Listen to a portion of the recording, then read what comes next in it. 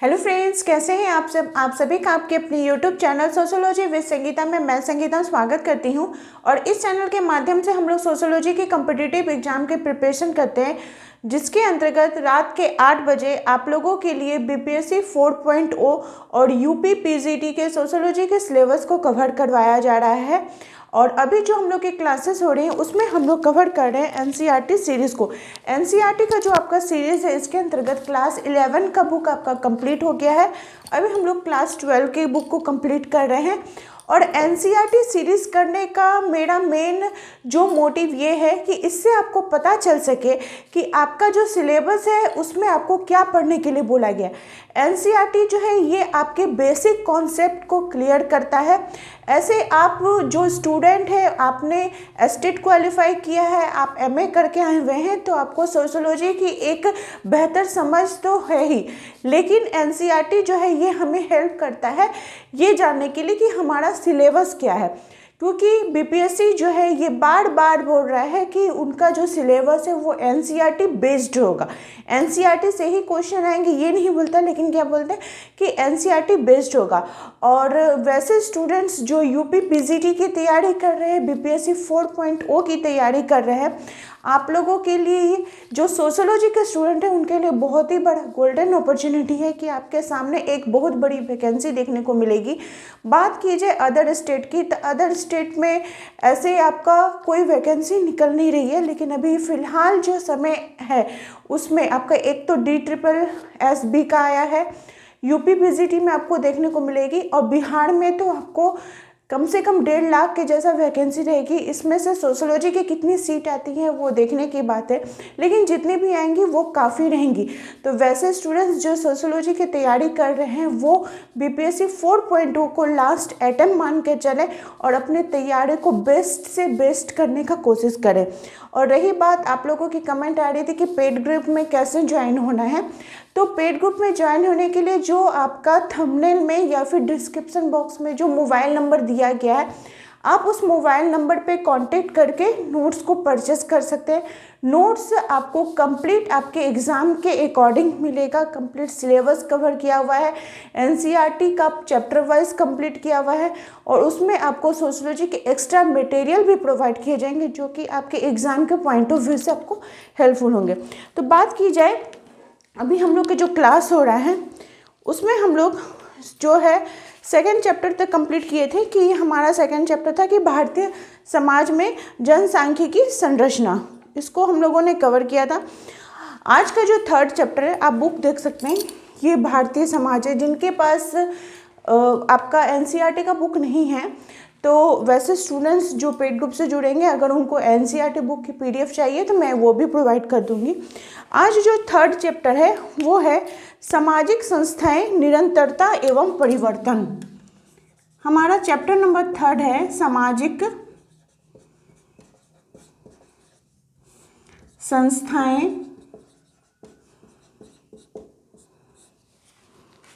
निरंतरता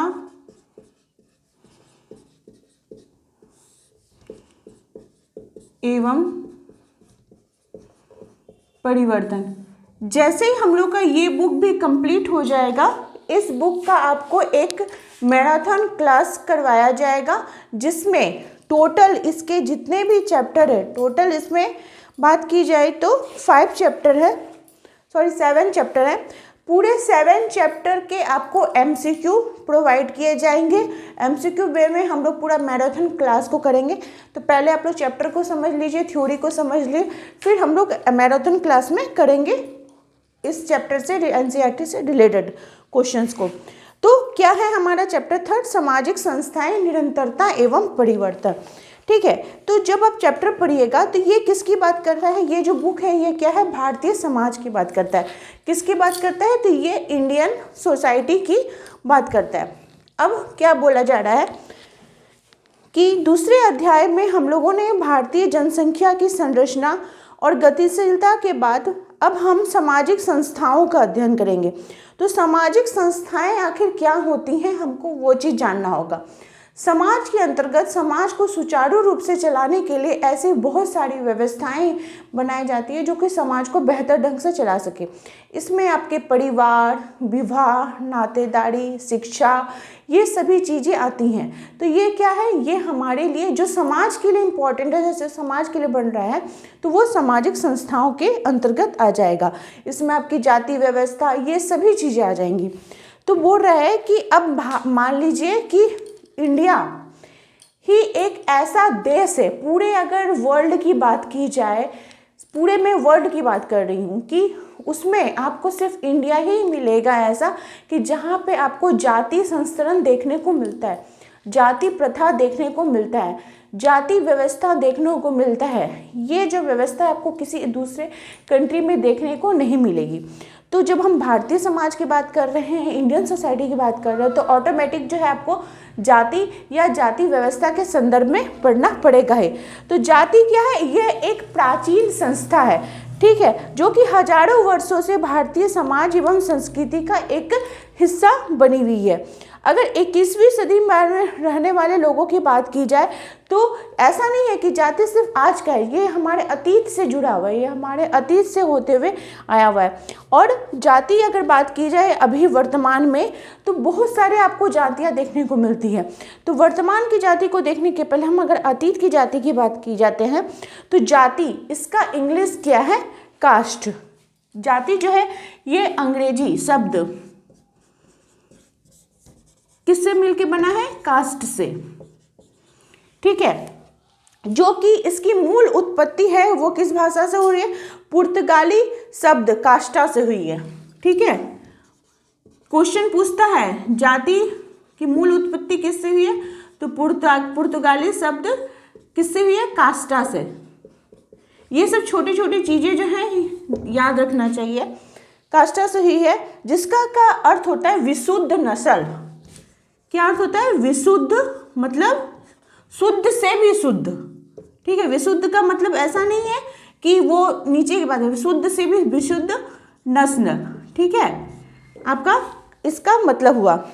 अंग्रेजी शब्द कास्ट का अर्थ एक विस्तृत संस्थागत और जाति के अर्थ में उपयोग किया जाता है, ठीक है। एक चीज यहाँ पे आप ध्यान रखिएगा, ये जो जाति ये शब्द है, इस शब्द का आपका एनसीईआरटी के बुक में नहीं लिखा हुआ है, लेकिन आपको मैं एक्स्ट्रा नॉलेज के लिए बता देती हूँ। इस शब्द का सर्वप्रथम प्रयोग 1665 में किनके द्वारा किया गया था, ग्रेसिया डी ओरेटा के द्वारा। किनके द्वारा, ग्रेसिया डी ओरेटा के द्वारा 1665 में जाति शब्द का सर्वप्रथम प्रयोग किया गया था। यह आप अपने जनरल नॉलेज के लिए रख सकते हैं। बोल रहा है कि भारतीय भाषाओं में प्राचीन संस्कृत भाषा से प्रारंभ करते हुए दो भिन्न भिन्न शब्दों वर्ण, क्षत्रिय, वैश्य, शूद्र, इन 4 श्रेणियों को विभाजन को वर्ण कहा जाता है।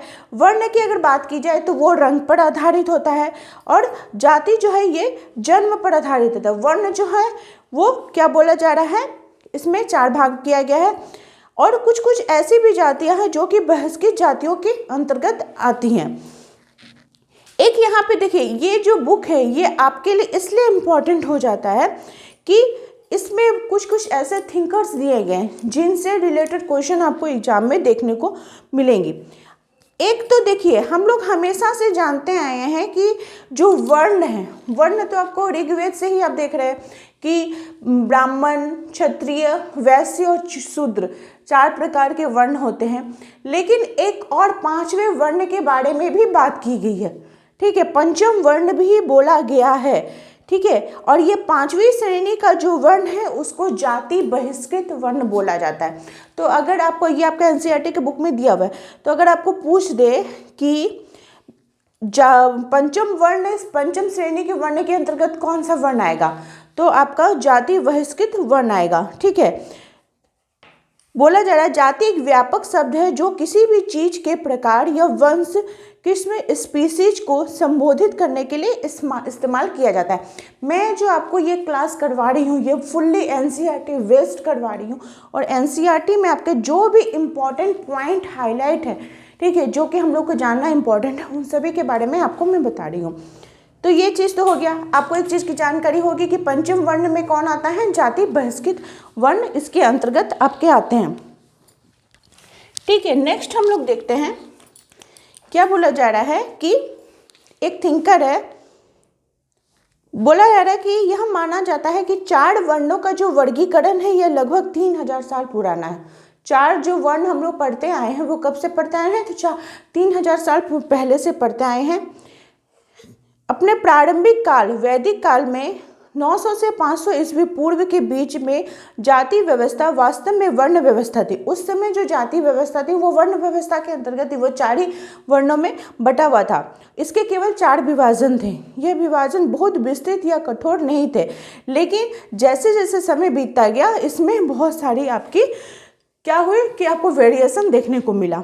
तो इसके आधार पर अगर उत्तर वैदिक काल में ही जाति एक कठोर संस्था बनी, उत्तर वैदिक काल में, ठीक है, कठोर और संस्था बन गई। और अगर हम इसकी बात की जाए तो क्या क्या किस आधार पर हम जाति को समझ सकते हैं, तो जाति जो है ये जन्म पर निर्धारित होती थी कि एक बच्चा अपने माता पिता जाति में ही जन्म लेता था। जाति कभी चुनाव का विषय नहीं होती थी। ये सब इसकी विशेषताएं। अगर आपको विशेषताओं के बारे में छांटने के लिए दे दिया कि 4 दे दिया, 5 दे दिया, इसमें से छांटिए, तो आप इसमें से छांट सकते हैं। हम अपने जाति को कभी भी बदल नहीं सकते हैं या छोड़ नहीं सकते हैं। हम इस बात का चुनाव नहीं कर सकते कि हम जाति में शामिल होना है ये नहीं। हम जिस जाति में जन्म लेते हैं हम पूरे जीवन भर उसी जाति के सदस्य कहलाते हैं। फिर नेक्स्ट बोल रहा है कि जाति की सदस्यता के साथ विवाह संबंधी कठोर नियम भी शामिल होते हैं। जाति समूह सजातीयता होते हैं, मतलब विवाह के भी नियम इसमें कठोर होते हैं कि जो व्यक्ति जिस जाति में जन्म लेता है उसको अपनी ही जाति में विवाह करने की बात की जाती है। जाति में जो है ये खान पान का भी प्रतिबंध हमें देखने को मिलता है कि हम अपने जाति के बाहर खान पान नहीं कर सकते हैं। जाति में एक श्रेणी एवं परिस्थिति होती है, मतलब होता है ना कि समाज में इस जाति के सदस्य का ऊंचा स्थान है, फिर संस्थान में ये बटा हुआ रहता है जाति। जाति में आपसी उप विभाजन भी होता है, जैसे आपको ब्राह्मण हो गया तो ब्राह्मण में भी आपको बहुत सारे ब्राह्मण के आपको उपजातियां देखने को मिलेंगी, वैश्य में मिलेंगे, क्षत्रिय में मिलेंगे, शूद्र में मिलेंगे।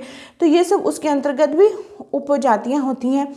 और जो जाति है उसमें पारंपरिक तौर पर उसका अपना व्यवसाय होता है, उस व्यवसाय से बाहर वो अपना व्यवसाय नहीं कर सकते। अभी मान लीजिए वर्तमान समय में लोग कर भी ले रहे, लेकिन उनको भी जाति के साथ बहुत मतलब उनका एक रहता है कि कैसे वो अपना जाति का व्यवसाय छोड़कर कोई दूसरा व्यवसाय करे।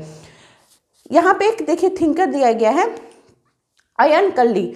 अयन कल्ली का जन्म केरल में हुआ था। इनका फिगर दिया हुआ है, ये जो बॉक्स में बनाया हुआ रहता है ना, ये बहुत इंपॉर्टेंट रहता है, इससे भी आपको क्वेश्चन एग्जाम में देखने को मिलते हैं। तो बोल रहे हैं कि अयन कल्ली का जन्म केरल में हुआ था। ये जो थे ये निम्न जाति एवं दलित जाति के नेता थे। इनके प्रयासों से दलितों को सार्वजनिक सड़कों पर चलने की और अपने बच्चों को विद्यालय में दाखिला दिलाने की आज़ादी मिली। मतलब आप समझ सकते हैं कि जो दलित जाति या निम्न जाति के लोग थे उनको सार्वजनिक सड़क पे चलने का भी परमिशन नहीं था, उनको अच्छे स्कूल में पढ़ने का भी परमिशन नहीं था। तो इनको परमिशन किसने दिलाया था? अयन कल्ली जी ने। इनका जन्म 1863 में हुआ था और इनकी मृत्यु 1914 में हुई थी। नेक्स्ट जो थिंकर हैं वो है हमारे ज्योतिराव गोविंदराव फुले। ठीक है, ज्योतिराव फुले।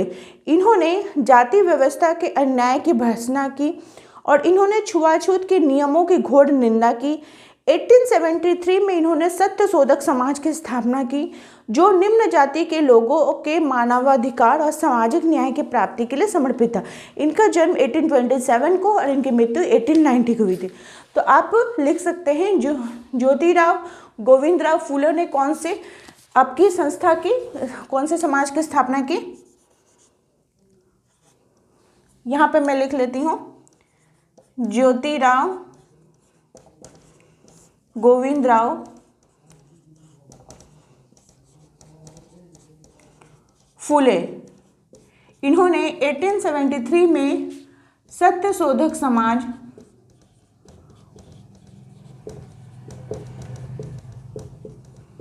की स्थापना की।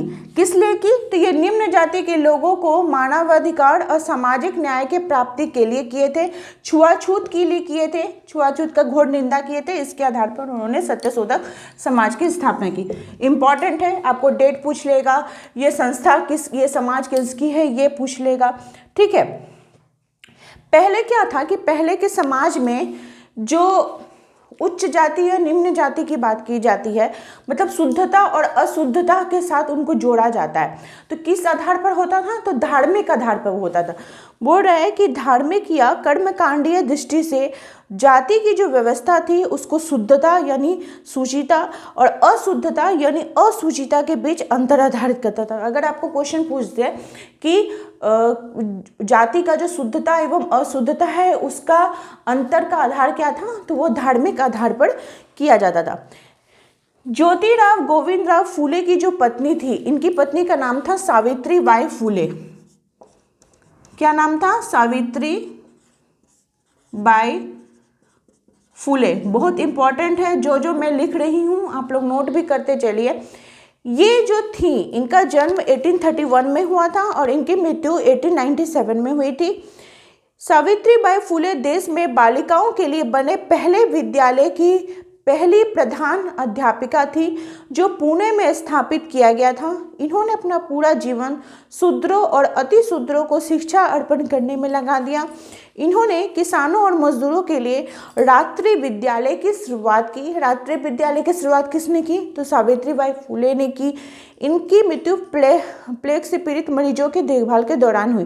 फिर क्या बोल रहा है कि जो पहले विद्यालय बालिकाओं के लिए पहला जो विद्यालय बना था उसकी पहली प्रधान अध्यापिका कौन थी? तो सावित्री बाई फूले थे। इनके जीवनी को याद रखिएगा, ये चीज़ इनके बारे में बोला गया है। फिर जाति व्यवस्था आने के बाद क्या हुआ कि धीरे धीरे समाज के अंतर्गत उपनिवेशवाद हमें देखने को मिला। अब उपनिवेशवाद आने से क्या हुआ कि जब भारत 1947 में आज़ाद होता है तो भारतीय स्वतंत्रता को औपनिवेशिक काल, जो कि मोटा मोटी आपका 1800 से लेकर 1947 तक के बीच का था, इसमें क्या था कि बाहर के जो दूसरे देश के लोग आ रहे थे, आकर यहाँ पे शासन कर रहे थे, तो यहाँ पे उनका एक छाप बन रहा था, सब चीज़ें हो रही थी। तो इसमें जब जाति के विषय में अगर जानकारी उनको जब एकत्रित करने की बात की गई कि देखना चाहते थे कि जो भारत है उसमें कौन कौन सी जातियाँ क्या है, तो इसके लिए तो जनगणना करना होगा। तो सबसे पहले जो जनगणना का कार्य था वो 1860 के दशक में प्रारंभ किया गया और उसके बाद 1881 से तो जनगणना ब्रिटिश सरकार द्वारा नियमित रूप से हर 10 वर्षों के बाद कराई जाने लगी। सबसे पहले 1860 में जनगणना की गई। सबसे पहले अगर बात की जाए 1860 में जनगणना की गई, लेकिन अगर नियमित रूप से बात की जाए तो 1881 से ब्रिटिश सरकार ने, किसने? तो ब्रिटिश सरकार ने हर 10 वर्षीय जनगणना को प्रारंभ उन्होंने कर दिया। ठीक है, फिर बोल रहा है 1901 में हर्बर्ट रिजले के निर्देशन में कराई गई जनगणना विशेष रूप से महत्वपूर्ण थी, क्योंकि इस जनगणना के अंतर्गत जाति के सामाजिक अधिक्रम के बारे में जानकारी इकट्ठी करने का प्रयत्न किया गया। 1901 में मैं जितने पॉइंट लिख रही हूँ सब इम्पॉर्टेंट है। 1901 में किसने? हर्बर्ट रिजले ने जनगणना करवाई और करवाने के बाद क्या बोल रहे हैं कि इसलिए महत्वपूर्ण थी कि जाति के सामाजिक अधिक्रम के बारे में जानकारी इकट्ठी की गई। अब आपको बस इतना ही दिया गया। अब आपको सोचना होगा कि इन्होंने जो पुस्तक लिखी थी, इनकी पुस्तक का नाम क्या था? तो people of India, people of India.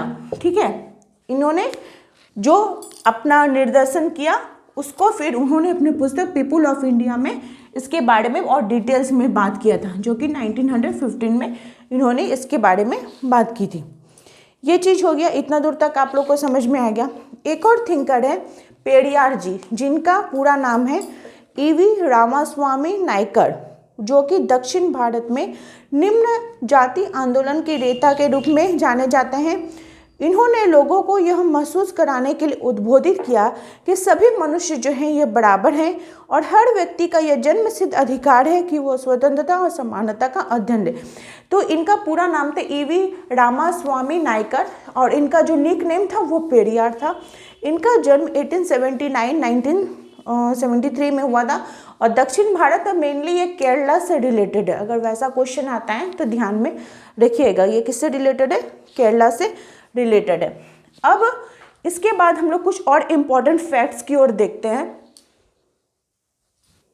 आप तो बार बार सुन रहे हैं कि दलित जाति, निम्न जाति, तो यहाँ पे आपके बुक में दिया गया है एक दलित वर्ग के बारे में, ठीक है, कि आखिर यह दलित वर्ग है क्या। तो बोला जा रहा है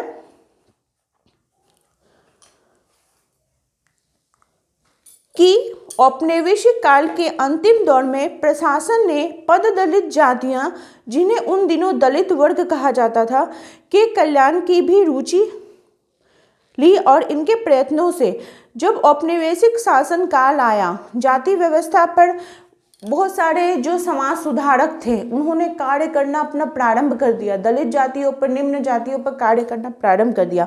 तो जो सरकार थी वो भी सोचने लगी कि अच्छा ठीक है, तब दलित वर्ग के लिए भी उत्थान के लिए हमको कुछ काम करना पड़ेगा। तो इसके लिए 1935 का भारत सरकार अधिनियम पारित किया गया, जिसने राज्य द्वारा विशेष व्यवहार के लिए निर्धारित जातियों तथा जनजातियों की सूचियां या अनुसूचियों को वैध मान्यता प्रदान की। इस प्रकार अनुसूचित जनजातियों और अनुसूचित जाति शब्द अस्तित्व में आया, ठीक है।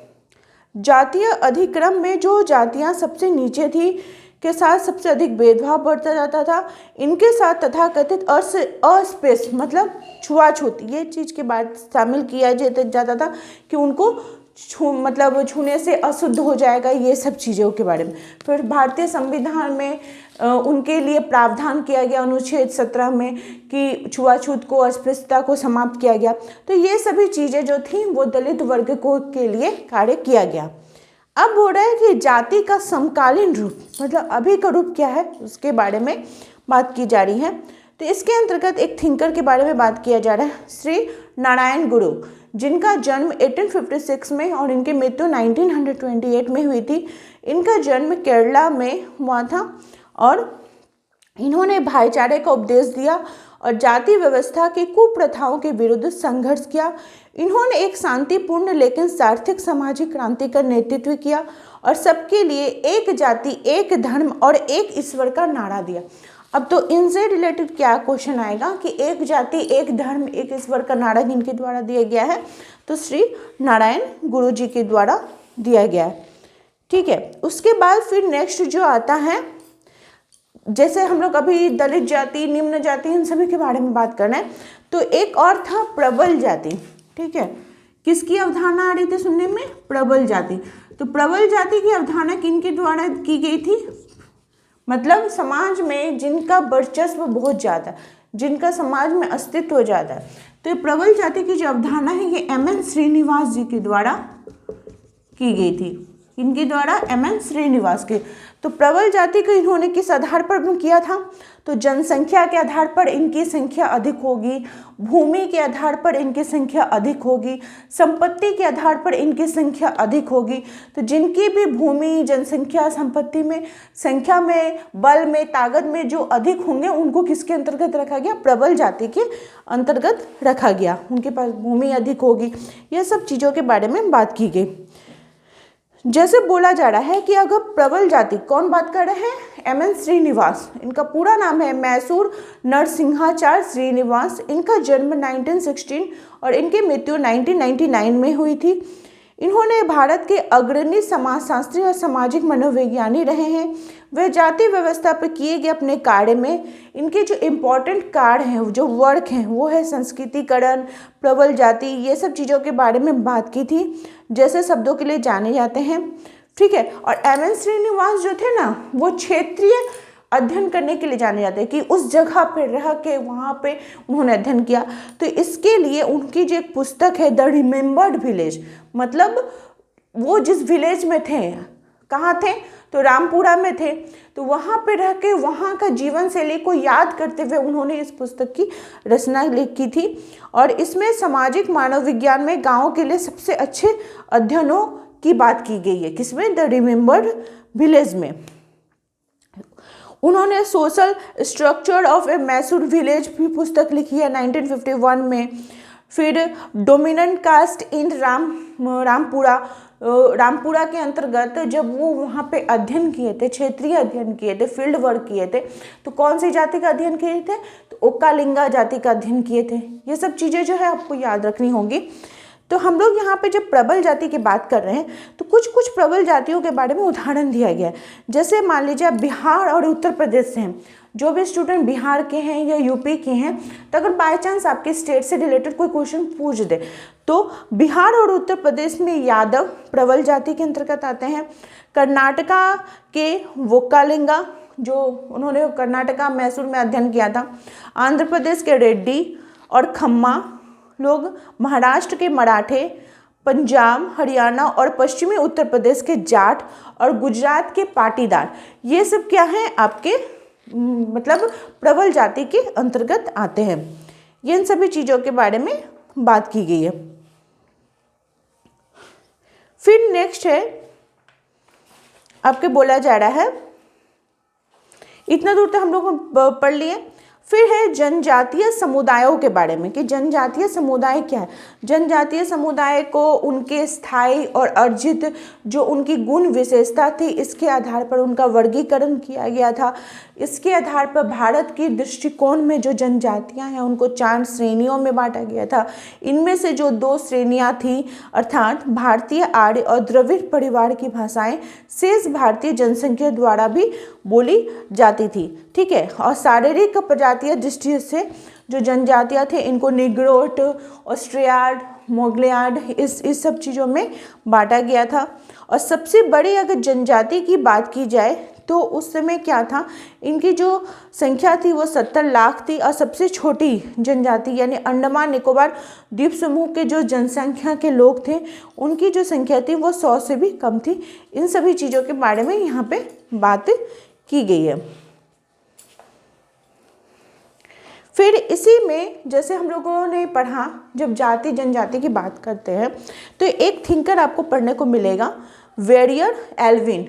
इनका जो सिद्धांत है वो उन्होंने राष्ट्रीय उपवन का सिद्धांत दिया है। तो राष्ट्रीय उपवन इनको किसको मानते हैं? वो जनजातीय लोगों को मानते हैं। वो बोलते हैं कि ये जो जनजातियां हैं, वेरियर एल्विन, ये जो जनजातियां हैं ये स्पेशल है। ठीक है, इनकी अपनी कोई संस्कृति होगी, स्पेशल सब कुछ है। तो इनको एक उपवन की तरह, एक बगीचे की तरह इनको संजो कर रखना चाहिए। इसकी बात कौन करते हैं? तो वेरियर एल्विन जी करते हैं। इन्होंने अलगाव की नीति का भी सिद्धांत दिया था।